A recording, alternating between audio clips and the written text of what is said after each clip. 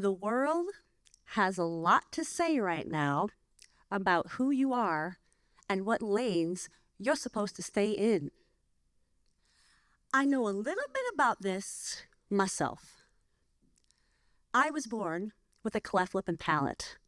I look different than everybody else in every room that I walked into. From a very early age, I was told where my place was, in ways overt and not so overt. When I was just a kid, kids would come up to me and say, "Why do you look like that?" And I would say to them, "Well, I was born this way." I should have trade copied that before Lady Gaga, but the pain that I felt was heartbreaking when after they heard my answer, they would walk away. They didn't want to get to know me. They didn't want to get to know anything below the surface. This led me to want to find value and meaning and to know that I mattered. How did I do that? Well, I put myself into school, into education, and eventually my career, as you can imagine, to show and prove my worth through the doing and the output. And if I couldn't be pretty, well, I could be smart. And I put a lot of pressure on myself for lots of reasons.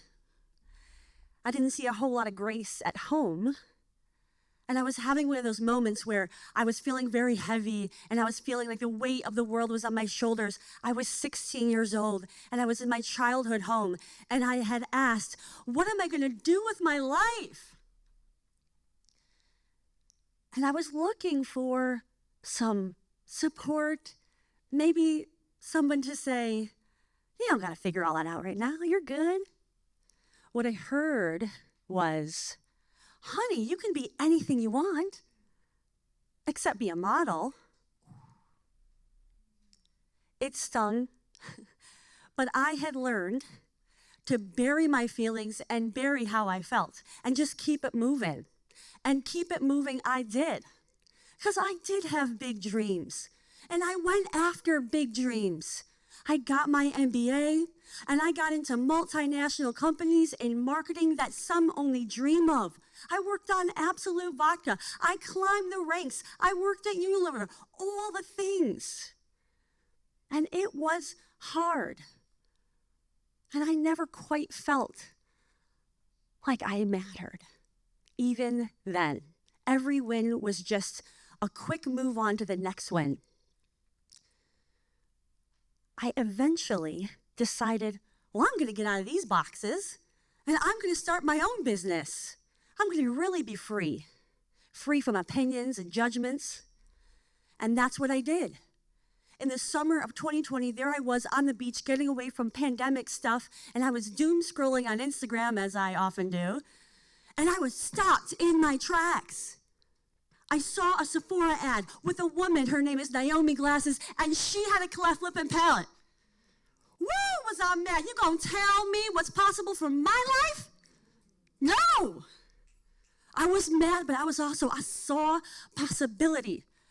And I saw what I did to myself. I let that inner critic message turn into a field of stink in my life. I did that to myself.